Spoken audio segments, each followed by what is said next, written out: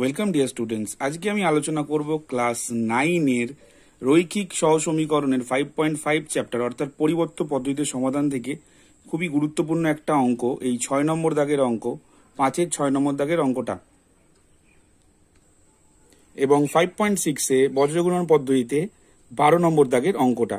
এই দুটো অঙ্ক, এই তোমাদের যে ফার্স্ট সামেটিভ শুরু হয়ে গেছে, অনেকের শুরু হবে, তার জন্য কিন্তু খুবই গুরুত্বপূর্ণ, একটু দেখে নাও। প্রথমে অঙ্কটার ক্ষেত্রে কি করব, যেটা পরিবর্ত পদ্ধতির সমাধান, প্রথমে অঙ্কটা এরকম ভাবে টুকে নেব। তারপর দেখো এদিকে ডান দিক আর বাঁ দিক, এর মাঝখানে একটা দাগ টেনে লিখে নেব। প্রথমে এটাকে কি করব, সিম্পলিফিকেশন করব।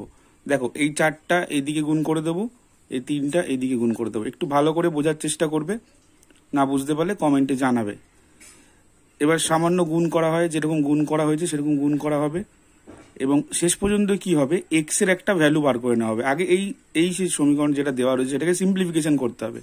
সিম্পলিফিকেশন করে 1 নম্বর সমীকরণ নাম দিতে হবে, এবং এই সমীকরণটাকেও সিম্পলিফিকেশন করে এরকম 2 নম্বর সমীকরণ নাম দিতে হবে। তারপর আমি 1 নম্বর সমীকরণ থেকে এক্স এর ভ্যালু বার করেছি, তুমি 2 নম্বর সমীকরণ থেকে বার করেও 1 নম্বরে বসাতে পারো।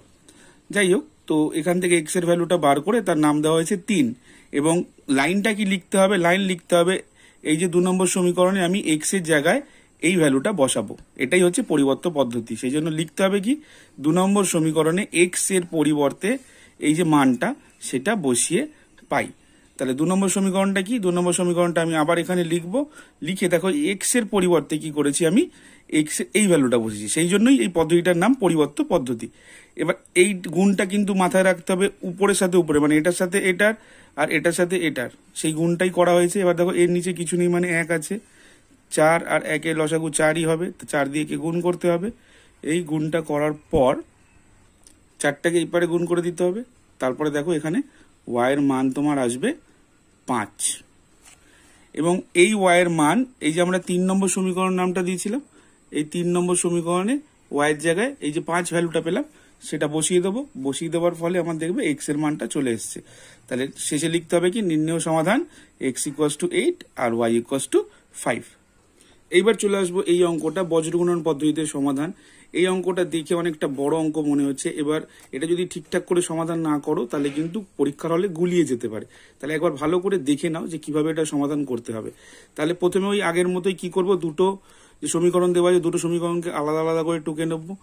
আর আমাদের বজ্রগুণনের যে পদ্ধতির সমাধানের যে নিয়মটা ছিল, সবাইকে একদিকে নিয়ে এসে ডান দিকটা 0 করে দেবো। দেখো এইটার ক্ষেত্রেও ডান দিক 0 করে দিয়েছি, এটার ক্ষেত্রেও ডান দিক 0 করে দিয়েছি। এটাই দেখো একটা জিনিস মাথায় রাখবে, a square minus b square, যেটা মাইনাস এই ফর্মে আছে, এটা পুরোটাকেই একটা ব্র্যাকেট হিসাবে মনে করে এখানে প্লাস ছিল আর এপারে এসে মাইনাস করে দেবে।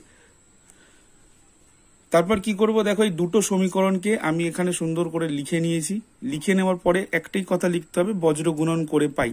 তারপরে যার নিয়ম ছিল, এক্স লিখে একটা ড্যাশ, ওয়াই লিখে একটা ড্যাশ, এবং 1 বা ধ্রুবক পদের জন্য 1 লিখে একটা ড্যাশ। প্রত্যেকেরই কিন্তু সূত্রের মাইনাস মাঝখানে থাকবে। আমি আগের ভিডিওতে বলেছি বজ্র গুণনের ব্যাপারে। তো এবার কিরকম করতে হবে, দেখো এই এক্স এর ক্ষেত্রে ক্যালকুলেট করতে গেলে এক্সটাকে বন্ধ করে এটার সাথে এটাই গুণ করতে হবে। মনে রাখতে হবে সহগের গুণ হবে শুধু। দেখো minus A square B square, তার সাথে গুণ হবে কার, প্লাস এ। দেখো প্লাস এ কিন্তু এখানে রয়েছে। সিমিলারলি এবার সূত্রের মাইনাস মাঝখানে রয়েছে, তারপরে কার সাথে গুণ করতে হবে, দেখো minus B into minus 2ab। দেখো সেটাই করা হয়েছে, এইভাবেই করা হয়েছে।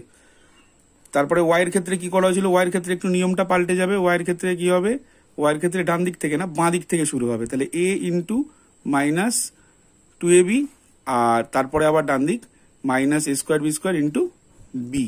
দেখো সেটাই করা হয়েছে। আর ধ্রুবক পদের ক্ষেত্রে ধ্রুবক পদ থেকে চেপে দিতে হবে, দিয়ে আবার ডান দিক থেকে শুরু করতে হবে, minus B into B, minus B into B, আর সূত্রের মাইনাস তো মাঝখানে রয়েছে, তারপরে এ ইন্টু এ।